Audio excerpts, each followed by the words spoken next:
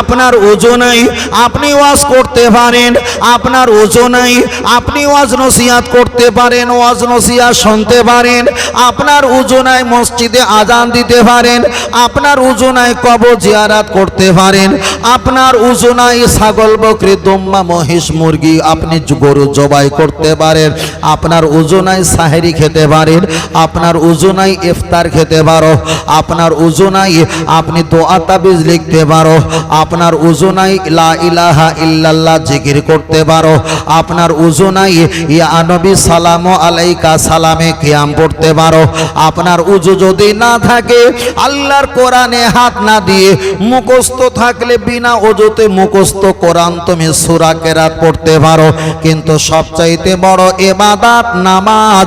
ওযু আছে, তথাপি যদি সন্দেহ হয় তাতেও নামাজ পড়া সম্ভব হবে না।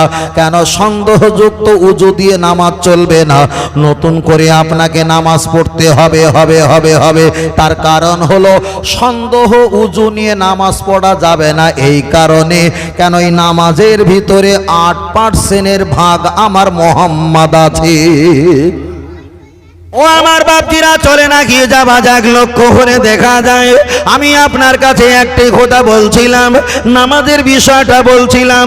এবার একটা মারেফাত লাইন সুন্দর করে বুঝিয়ে দেব। মসজিদে আমরা নামাজ পড়ি, আলহামদুলিল্লাহ ভালো। মসজিদে যদি একটু দেরি করে নামাজ পড়ি, বাজারে সমালোচনা হবে। আবার যদি তাড়াতাড়ি নামাজ পড়ি, তাও সমালোচনা। তাহলে তাড়াতাড়ি নামাজ পড়লে সমালোচনা হবে, আবার দেরি করে নামাজ পড়লে সমালোচনা হবে। পৃথিবীর বুকে যত ওলি আউলিয়া গওস কুতুব হয়েছে বাবা, তারাই তো মসজিদে ইবাদত করে হয়নি, তারাই তো নির্জলা জঙ্গলে খানকা বাড়ির কোনো একটা ছোট কক্ষ হুজরাখানায় ইবাদত করে আল্লাহ ওয়ালা হয়েছে। জোরে বলেন, মসজিদে পড়ে হয়নি। তাহলে মসজিদে যদি দেরি করে নামাজ পড়ি, মুয়াজ্জিন সাহেব তালা চাবি নাড়া দেবে, সকলের হয়ে গেছে, তোমার এখন কেন হলো না? যদি অত পড়ার ইচ্ছা হয় বাড়ি যাও, ফ্রি কারেন্ট, তোমার একার জন্য পড়ানো যাবে না। আমি আপনার কাছে শুধু সিস্টেম বলে দেই, কোন সিস্টেমে ইবাদত করলে আল্লাহর নবী হাসিল করতে পারবে। একটা বার গিয়ে চলে যাওয়া যাক। আপনি মসজিদে জায়গা পেলেন না, শুধু গেলেন আর আসলেন সকলের সঙ্গে কাঁধ মিলিয়ে, ওই ইবাদতে আল্লাহর নবী পাওয়া যায় না। আপনি যদি বাড়িতে নামাজ পড়েন, অধিকাংশ আমাদের ঘরের বারান্দা করা হয় 7 ফুট, 7.5 ফুট, 6 ফুট, কম বেশি বাইটাল হলে 8 ফুট। আপনি বলেন বারান্দায় যদি নামাজ পড়ো, একদিকে বৌমা কাজ করছে, হাঁড়ি কুড়ির আওয়াজ টুংটাং হচ্ছে, অপরদিকে নাতিপোতা খেলনা নিয়ে শুরু করেছে। আপনি বলেন ওই বারান্দায় নামাজ পড়ে কি আল্লাহ পাওয়া সম্ভব? আপনি যদি বলেন ভাই আমি ঘরের ভিতরে নামাজ পড়বো, আমাদের অধিকাংশ ঘর হয় 8x10 কিংবা 10x12। একটা খাট আলনা আলমারি যদি বসে, শোকেস চেয়ার যদি রাখা হয়, মেয়েদের সাজগোজ জিনিস যদি রাখা হয়, ওই ঘরে কি কোনো মানুষ স্বস্তি আকারে নামাজ পড়ার জায়গা পায়? তাহলে ওই ঘরে যদি আপনি নামাজ পড়েন, কখনো শান্তিভাবে খুশুর সঙ্গে আন্তরিকতার সঙ্গে আপনি নামাজ পড়তে পারবেন না। তাহলে মসজিদও আমার হলো না, বারান্দা আমার হলো না, আমার ঘর কামরা আমার হলো না। এবার বলবেন হুজুর তাহলে কি আমি জঙ্গলে যাব? না বাবা, জঙ্গলে যেতে হবে না। তাহলে আপনার এত বড় ভিটে বাড়ি আছে, 4 কামরা 5 কামরা 3 কামরা ঘর বানিয়েছো, এতটা পুকুর এতটা ভিটে মাটি বাগান পালাখানা আল্লাহ তোমায় দিয়েছে, তোমার ওই বাড়িতে সাইকেল কিংবা বাইক রাখার জন্য স্পেশাল একটা ঘর বানিয়েছো, চিকেন রুম সেন্টার করার জন্য, রান্না করার জন্য একটা ঘর বানিয়েছো, পায়খানা টয়লেটের জন্য 2.5-3 লক্ষ টাকা খরচা করে বানিয়েছো, তোমার বড় বৌমা ছেলের জন্য স্পেশাল কামরা দিয়েছো, তোমার নাতি লেখাপড়া করে তার জন্য একটা স্পেশাল কামরা দিয়েছো। চাচাজি তুমি তো আল্লাহ আল্লাহর কাছে কান্নার সুযোগ পেলে না, মসজিদে বারান্দায় পেলে না, ঘরে পেলে না, চাচাজি কপাল পড়ে গেল। তোমার মাথায় কাঁটাল রেখে সকলে দুনিয়াতে জীবন যাপন করলো। তোমার অত বড় সম্পত্তির ভিতরে তুমি একটা ঘরের সঙ্গে আর একটা ঘরে স্পেশাল বানিয়ে নাও, হোক সেটা কমা দামি বেশি দামি, ওই জায়গা কিছু নামাজের মাসাল্লা, টুপি, কিছু পানি, কিছু খাদ্য খাবার, কিছু নাস্তা পানি রেখে দাও, তসবি নামাজের মাসাল্লা রেখে দাও। তুমি সুযোগ পেলে ওখানে বেশিক্ষণ ধরে ইবাদত করবে। তুমি মাগরিবে নামাজ পড়ার পর আল্লাহর কাছে কাঁদবে। তোমার কান্না আসলো না, কান্নার ভাম করবে তোমার মুখের আকৃতি, কেউ দেখে অট্ট হাসি করবে না। তোমার কান্না আসে না, ছেড়ে দাও। এশার নামাজে ট্রাই করো, এশার নামাজে কান্না আসলো না, ফজরের নামাজের অপেক্ষা করো। ফজরের নামাজে কান্না আসে না, একদিন চলে গেল, 2 দিন গেল, 1 সপ্তাহ গেল, হলো না। 1 মাস, 2 মাস, 3 মাস চলে গেল, হলো না। এই রকম করতে করতে যখন আল্লাহর ভয়তে, জাহান্নামের ভয়তে চোখ থেকে যখন পানি জারি হয়ে যাবে, তখন অধমের কথা মনে করবে, বাবা 40টা বছর নামাজ পড়ে যতটা না মজা পেয়েছি, শান্তি পেয়েছি, একা একা মানুষের আড়ালে নামাজ পড়ে চোখ থেকে পানি জারি করে শান্তি পেয়ে আমি বুঝতে পেরেছি আমার নবী, আমার আল্লাহর কাছে আমি পৌঁছে গেছি। এটাই হলো মারেফাত লাইন, এটাই হলো তরিকতের লাইন, এই সিস্টেম। আল্লাহ ও বাপজিরা, চলে না কি যাবা যাক, লক্ষ্য করে দেখা যায়। তাহলে নামাজ পড়ার সিস্টেমটা কিভাবে আল্লাহর কাছে চাইবে আমি বলে দিলাম। চলেন আমি আপনার কাছে আর একটা কথা বলি। ফুরফুরা দরবার শরীফে আপনি আমরা সবাই যাই, আলহামদুলিল্লাহ ভালো। 2 কেজি মনসুর মিঠাই, 2টো আতর, 2টো রমাল, একটা লঙ্গি কিনে আনি, স্ত্রীর জন্য একটা ইয়াসানাল কোরআন, মায়ের জন্য একটা নামাজ শিক্ষা, একটা মেসওয়াক কিনে আনি। এরাম যদি 20টা 1000 বছর ধরে যাওয়া আসা করা হয়, আপনি বলেন কিছু মাল পাওয়া কি সম্ভব হতে পারে? কিছু হবে না। আপনার যারকে ভালো লাগে, হাক্কানি পীর, হাক্কানি ওলি আউলিয়া, এখন ফুরফুরা দরবার শরীফে গদ্য নিশ্চিন আছে, আপনি তানার কাছে একটু বায়াত হও, মুরিদ হও, আপনার সবক দেবে। ফের একটা লাইন বলছি, ওই লাইনটা আপনার কাছে আর একটা বার আগিয়ে বলা যাক।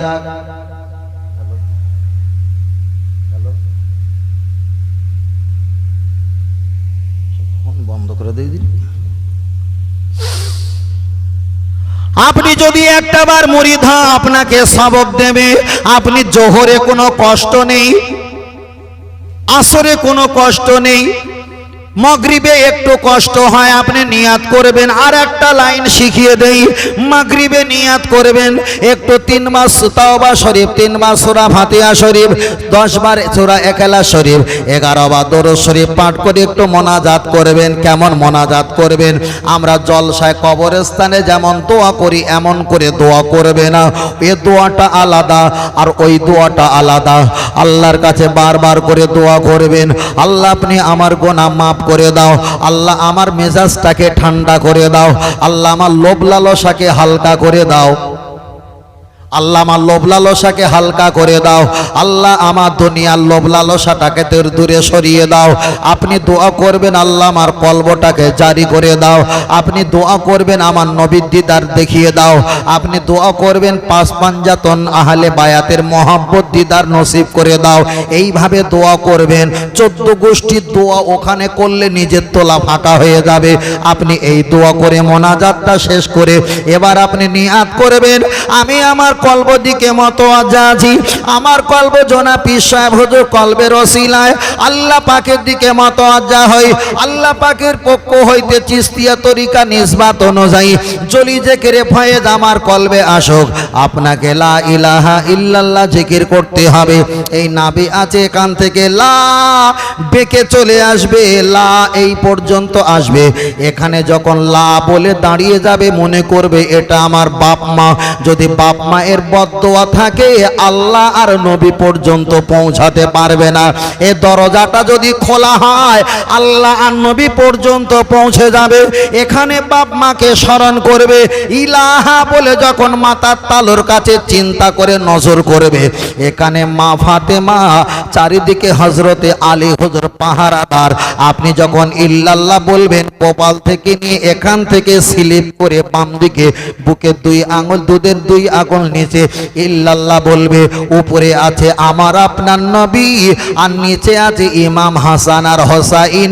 এইভাবে যদি জিকির করা হয় চেহারার রং পরিবর্তন, মেজাজটা নরম, চোখের ছাউনিটা অনরম, লোভ লালসা লাঘব হয়ে যাবে।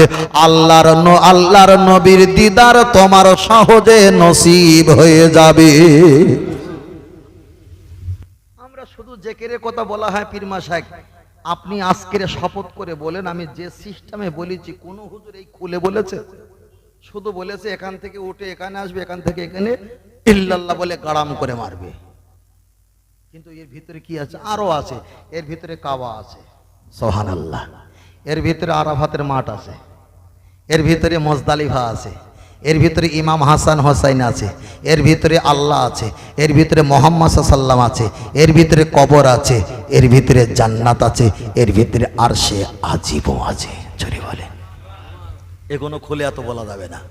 মারেফাত করে চিল্লাও তো, ভালো করে খুলে দেখেন মারেফাত কারে কয়। চলেন আমি আপনার কাছে বোঝাতে চেয়েছি, তবে ছোট করে বলা যাক। নাভি যেটা আছে এটা হলো কাবা বলেছেন, চতুর্থা পেট তল পেট এটা হলো তওয়াব করার জায়গা। আমি আপনার কাছে একটাই কথা বলছি, বেশি খুলে বলছি না। আল্লাহ ফারেস্তা দিয়ে পূর্ণ অঙ্গ আল্লাহ বানিয়েছে। আল্লাহ জবানটা, মুখটা, চেহারাটা আল্লাহ কুদরতি হাতে বানিয়েছে।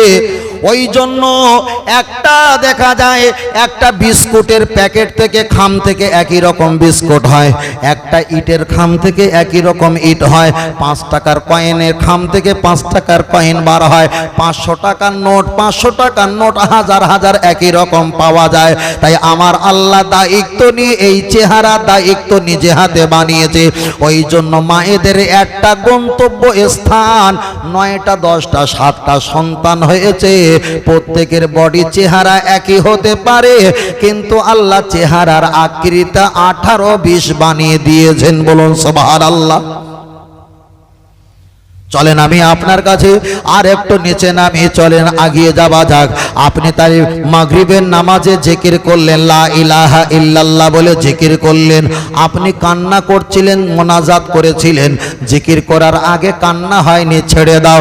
আপনি এশার নামাজ পড়ে এবারে আপনি নিয়াত করেন, আমি আমার কলব দিকে মতওয়াজ্জা আছি, আমার কলব জনাব পীর সাহেব হুজুর কলবের ওসিলায় নবী করিম সাল্লাল্লাহু আলাইহি ওয়াসাল্লামের কলব দিকে মতওয়াজ্জা হয়ে তানার কলব হইতে মোহাব্বত ফয়েজ দিদার আল্লাহ আমার কলবে নসিব করে দাও। আল্লাহুম্মা সাল্লি আলা সাইয়্যিদিনা মুহাম্মদ আন-নাবিয়িল উম্মি।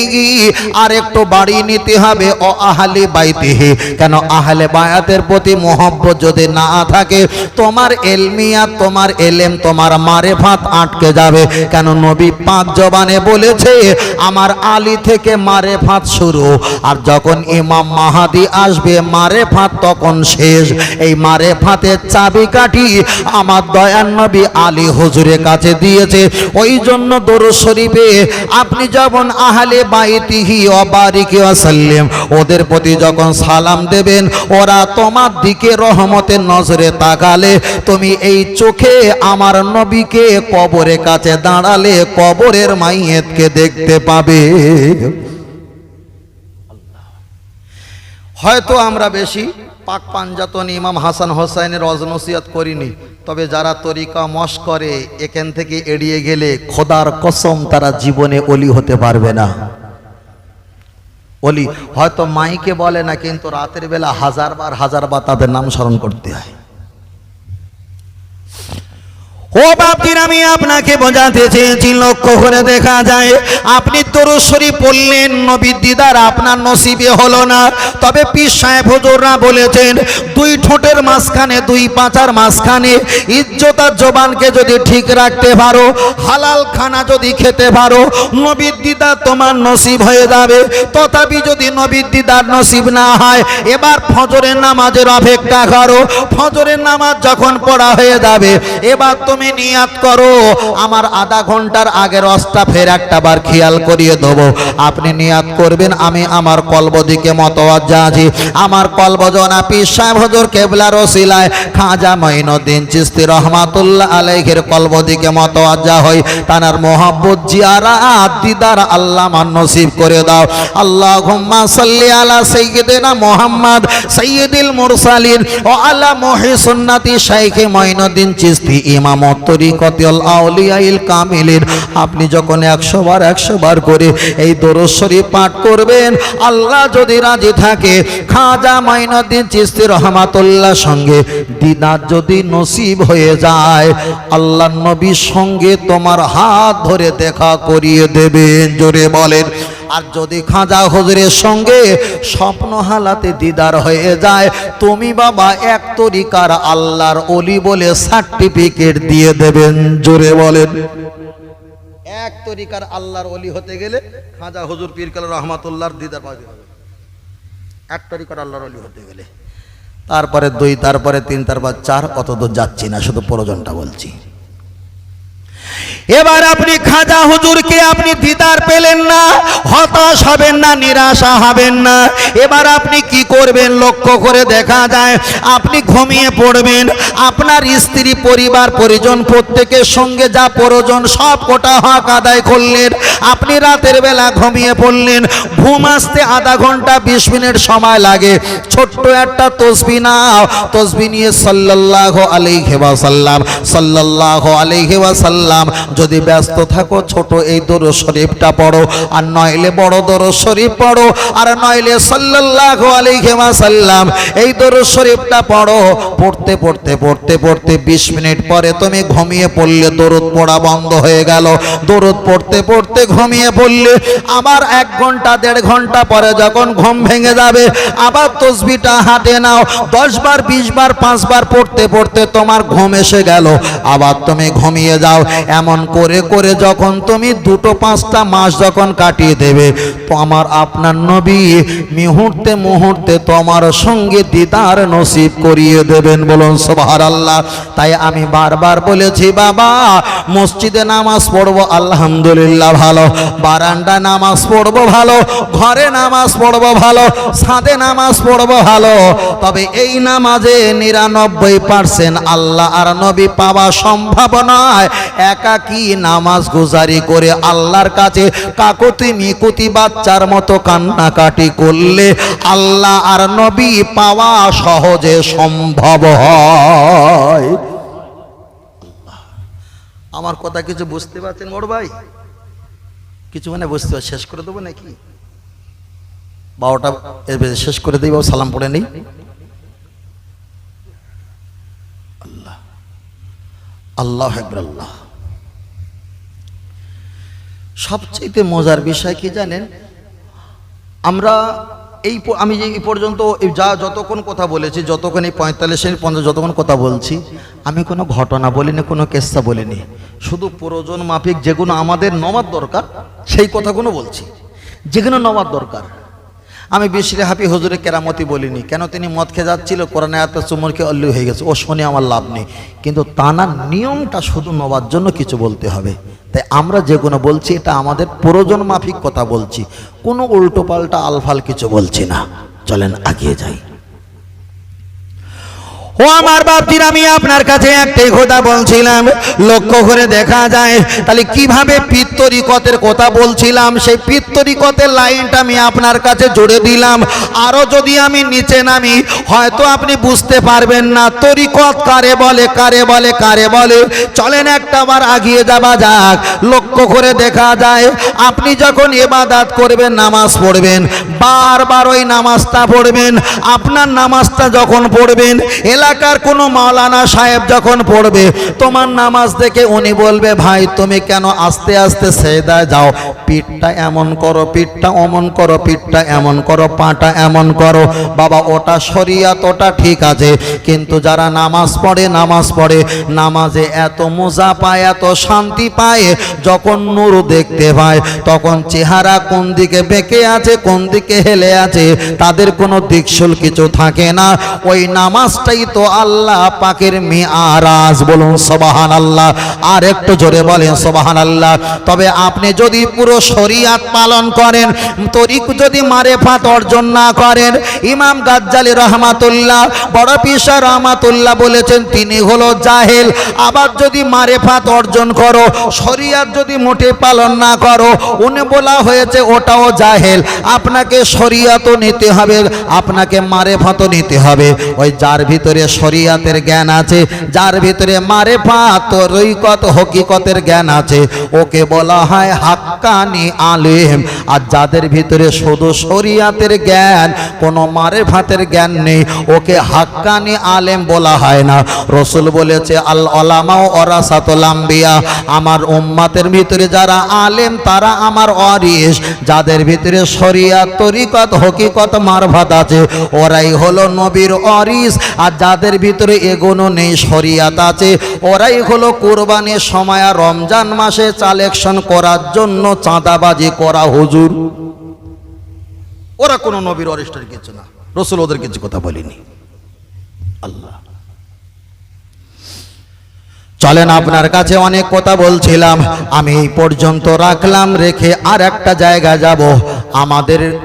আমরা যদি দুনিয়া থেকে মৃত্যুবরণ করি, মৃত্যুবরণ করার পর আল্লাহ যদি কিয়ামতের দিন আমাদের নেকি আর গুনাহ ওজন করে, নেকি আর গুনাহ যদি সমান সমান হয়, জান্নাতি না জাহান্নামী?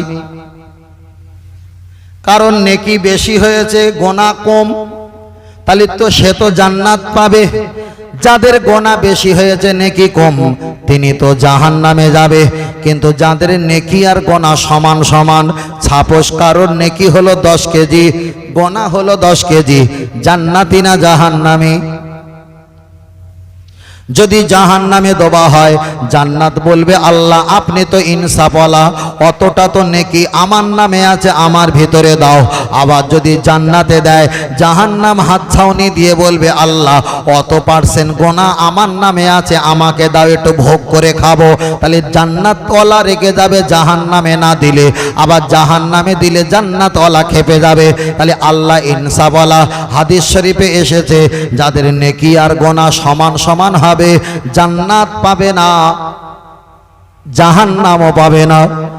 কোরআন শরীফে একটা সূরা এসেছে, সূরাতুল আরাফ, আল জিবালা আল জিবালা, যত পাহাড় আছে ঘুটঘুটে পাহাড়, কালো অন্ধকার, ওই পাহাড়ে তোমাকে দাঁড় করিয়ে দেবে।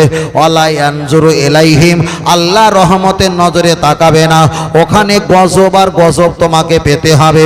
কিন্তু যাদের গুনাহ বেশি হবে, ওরা যদি জাহান্নামে যায়, একদিন না একদিন দয়ার জান্নাত পাবে। আর যাদের নেকি আর গুনাহ সমান হবে, এত কপাল ভাটা, ওরা জান্নাত জাহান্নাম কোশ্চিনকালে পাবে না। ওই আরাফ নামীয় জায়গায় জাহান্নামের মতো কষ্ট ভোগ করবে। তাই নবী আমার দোয়া করতেন, আল্লাহ আমার উম্মতকে অকস্মাৎ মরণ দেবেন না, আমার উম্মতকে হঠাৎ মরণ দেবেন না, একটু ভুগে মরণ দিও, যাতে আল্লাহ আপনাকে ডাকার সুযোগ পায়।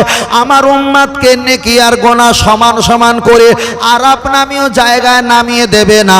আমার উম্মতের জন্য আমি রাসূল, আমার উম্মতের যদি গুনাহ বেশি হয়, নেকি যদি হালকা হয়ে যায়, আমি রাসূল একদিন না একদিন তাদের জান্নাতে দেওয়ার জন্য আপিল আপনার কাছে করব। কিন্তু আমার উম্মত যদি আরাফ নামীয় জায়গায় যায়, আমার আপিল করার জায়গা পাওয়া যাবে না। তাহলে এখানে প্রমাণ হয়ে গেল জাহান্নামের চাইতে যাদের নেকি গুনাহ সমান হবে, আরাফ নামীয় জায়গায় দেওয়া হবে। ওই আরাফ নামীয় জায়গা জাহান্নামের চাইতে আরো ডেঞ্জার জায়গা। কেন? জাহান্নামে গেলে ফিরে আসা সম্ভব, আর আরাফ নামীয় জায়গায় গেলে ফিরে আসা সম্ভব। আমার কথা বুঝতে পারছো তো ভাই নাকি? আল্লাহ আল্লাহ। না থাক থাক থাক না ওঠে। ও আমার সোনা মানিকের একটাবার আগিয়ে চলে যাওয়া যায়, লক্ষ্য করে দেখা যায় আপনার কাছে আমি মারেফাত সম্পর্কে বলছিলাম, চলেন আপনার কাছে আর একটা প্রসেসিং ভাবে বলা যায়। তাই বারবার আমি আপনার কাছে একটাই কথা বলি, আল্লাহর ইবাদত, নবীর মোহাব্বত, কোরআন তেলাওয়াত, মা বাবার খেদমত, মাজার জিয়ারাত, একটাই দল জান্নাত। ওই দলটার নাম হলো আহলে সুন্নাতুল জামাত। আমাদের গোনা বেশি, গোনা বেশি। আল্লাহ বলবো, আল্লাহকে বলবো আল্লাহ আমাদের গোনা বেশি। নবীর কাছে বলতে পারবো আমাদের গোনা বেশি।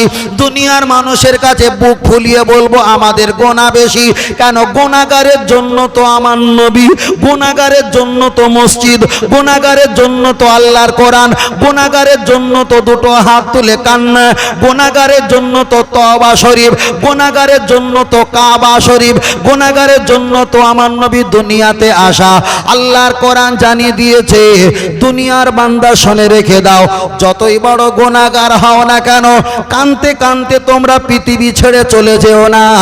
লা তাকনাতু মির রাহমাতিল্লাহ, তোমরা আমার জান্নাতের আশা একটু মনে মনে রেখে দিও। আর যারা হলো বিআদব, আলা ফাকরুস ফিহি, তোমাদের কোনো জায়গা নেই, জায়গা নেই। কিন্তু আল্লাহর কাছে বুক ফুলিয়ে আমরা বলতে পারবো, আল্লাহ আমরা হলাম গুনাহগার, কিন্তু আমরা বিআদব নয়, বিআদব নয়। যারা নবী সম্পর্কে সমালোচনা করে ওরাই হলো বিআদব, যারা ইবাদত করতে পারে না এরাই হলো গুনাহগার। গুনাহগারের জন্য ক্ষমা, বিআদবের জন্য ক্ষমা নেই। তার কারণ হলো নবী আদম আলাইহিস সালাম দেখা যায় ফারেস্তা আল্লাহর নামে কোটি কোটি বছর ধরে আসজুদু লিল্লাহ সেজদা দিয়েছে, আল্লাহর ইবাদত করেছে, কিন্তু আল্লাহর এত হুকুম মেনেছে। ফারেস্তাদের শিক্ষক ছিল নবী আদমকে সেজদা, তাজিম, মহব্বত, ভালোবাসা যখন না দিয়েছে, আল্লাহর ভালোবাসা শুধু আমার আল্লাহ নিল না, সব ইবাদত কান্নাকাটি আমার আল্লাহ গড়িয়ে ফেলে দিয়েছে। তাহলে এখানে প্রমাণ হয়ে গেল গুনাহগার হলে ক্ষমা হবে, কিন্তু নবীর সঙ্গে বিয়াদবি করলে হাজার বছরের ইবাদত আমার আল্লাহ আগুনতে ফেলে দেবে, যার প্রমাণ হলো ইবলিস, শয়তান। তবে আমরা গুনাহগার, আমরা বিয়াদব নয়, তবে বিয়াদবের ক্ষমা নেই, গুনাহগারের ক্ষমা আমার আল্লাহ জানিয়ে দিয়েছে। আরেকটু জোরে হবে না সুবহানাল্লাহ? বারবার করে বলছি, জীবনে কোনোদিন বিয়াদবি করবেন না। কার শানে? নবীর শানে। একজন বলছে নবীর নামে চুমু খাওয়ার বিষয়টা কথা বলছে, নবীর নাম শুনি মুহাম্মদ সাল্লাল্লাহু আলাইহি ওয়াসাল্লাম, আমরা হয়তো চুম্বন খাইনি, নাম শুনে চোখে মুখে বুলাইনি, এটা আমাদের দুর্বলতা, এটা অলসতা। কিন্তু নবীর নাম শুনে চুম্বন খাওয়া ভালো, এটা আমরা বিশ্বাস করি না, করি না। অনেকে নামাজ পড়ে না, এটা তার গাফিলাতি, এটা তার পাপ, কিন্তু নামাজ পড়তে হবে এটা তার বিশ্বাস আছে না নাই? আছে। কিন্তু নবীর নামে চুম্বন আমরা খেলাম না, এটা আমাদের অলসতা, কিন্তু খাওয়াটা ভালো এটা বিশ্বাস করি। তাই কোন একটা হুজুর বলেছিল, আমি বক্তব্যটা আপনাদের ভগবতীপুর ওখানে করেছিলাম, তাই খুব ভাইরাল হয়ে অনেক জায়গায় পৌঁছে গিয়েছিল, তাহলে অনেক সমালোচনা করে, তাতে আমার যায় আসে না। তাই বলেছে যে নবী নাম একবার শুনলে আমরা 3 বার চুমু খাইতে বাবু, 3 বার চুমু খাই। তা হুজুর বলছে আল্লাহ বড় না নবী বড়? ছেলেরা বলছে আল্লাহু আকবার, আল্লাহ মহান, আল্লাহ সবচেয়ে বড়, আল্লাহ সবচেয়ে বড়। তাহলে নবী ছোট, নবীর নাম একবার শুনে 3 বার চুমু খেয়েছো, তাহলে আল্লাহর তো সবচাইতে বড়, তাহলে আল্লাহর নাম একবার বললে 3 তিরিকে 9 বার চুমু খেতে হবে। তার ছেলেরা বলল হুজুর আপনার তো যুক্তি খুব ভালো। আরে যুক্তিতে কোনো মুক্তি নেই। কেন? আল্লাহ বড়, আল্লাহর নাম শুনে যদি 3 তিরিকে 9 বার চুমু খেতে হয়, নবী ছোট, 3 বার নাম শুনে একবার নাম বলে 3 বার চুমু খেলে আল্লাহকে 9 বার যদি খেতে হয় বড় হওয়ার কারণে। এবার একটা বলেন, ঈদের সময় সিমাই লাক্সা মিষ্টি পানি নিয়ে শ্বশুর বাড়িতে অনেকে গিয়েছিল না যায়নি? গিয়েছিল। আনন্দ দিন যাওয়া তো ভালো, খোঁজ খবর নেওয়া, মিষ্টি মুখ করা, তাদের বাড়িতে পৌঁছানো, মেহমান হওয়া খুব ভালো। কিন্তু নতুন বিবাহ করেছেন আর 3 বছর 4 বছরের একটা শালাবাবু মানে স্ত্রীর ভাই, ওই শালাবাবুকে আপনি 500 টাকার নোট হাতে দিয়েছেন আর শালাবাবুকে আপনি একটা চুম্বন দিয়েছেন। কেন? ছোট ভাই, 3 বছরের বাচ্চা। শাশুড়ি মা পর্দার আড়াল দিয়ে দেখেছে, শাশুড়ি মা রেগে যাবে না? খুশি হবে? খুশি হবে তো। তাহলে শালাবাবুকে চুম্বন খেয়েছি, সেই চুম্বনে খুশি হয়েছে, শাশুড়ি মা। তাহলে এবার বলেন, নবীর নামে একবার শুনে তিনবার চুমু খেয়েছি, আল্লাহ বড় তাই আল্লাহর নাম তিন তিরিকে নবার খেতে হবে যিনি বলছে, তাহলে শালার চুমু খেয়েছি একবার, কেন শালা বড় না শাশুড়ি বড়? শাশুড়ি বড় না শালা বড়? শাশুড়ি বড় তো। তাহলে শালার যখন একবার চুমু খেয়েছি, তাহলে শাশুড়ি তো তিন তিরিকে নবার চুমু খাওয়া দরকার। এরকম হুজুর আছে না? না নেই? আছে তো, প্রচুর পরিমাণ আছে, প্রচুর পরিমাণ আছে, আপনি ধরতে পারবেন না। এখানে সে নবী সালাম আলাইকা করবে, এখানে সে করবে, কিন্তু চলে গেলি খাই দাই গান গাই তাইরে নারে নাই, শুধু মালটা মেরে নিয়ে চলে যাওয়ার অপেক্ষা। ওই জন্য বলছি আমরা যাকে নেব বুঝে সুঝে চিন্তা ভাবনা করেই সেটা নিতে হবে। তার কারণ আমরা ইমাম সাহেব হুজুরকে রাখবো, 1000 টাকা বেশি দেই, 2000 টাকা বেশি দেই, সে যেন পীর মশায়েকের পক্ষে হয়, সে যেন আল্লাহ এবং রসুলের পক্ষে হয়। কথা ঠিক না ভাই? ঠিক। ওই অল্প পয়সায় বেতন রেখে দিয়ে মাল ভেলে গুড়ের পানি দেবে, রোগীও মরবে না, রোগও সারবে না, ও ব্যবসা 20 বছর করলেও আল্লাহ নবী পাবে না। কথা বোঝেন না? ওই জন্য আগের ভাই বলছিল না যে সব ইমামের পিছনে নামাজ পড়বে না, কথাটা ওটা সত্য। কথাটা হয়তো কেউ খারাপ বলবে, কেউ সমালোচনা করবে, কিন্তু কথাটা অতি সত্য। ওই জন্য বলছি, মেজলা হুজুর পীরকেলা বলতেন, ছোট হুজুর পীরকেলা রহমাতুল্লাহ বলতেন, বাবা অশান্তি না করে 27 গুণ সওয়াবের আশায় হুমড়ি না খেয়ে একা একা নামাজ পড়াটাই ভালো।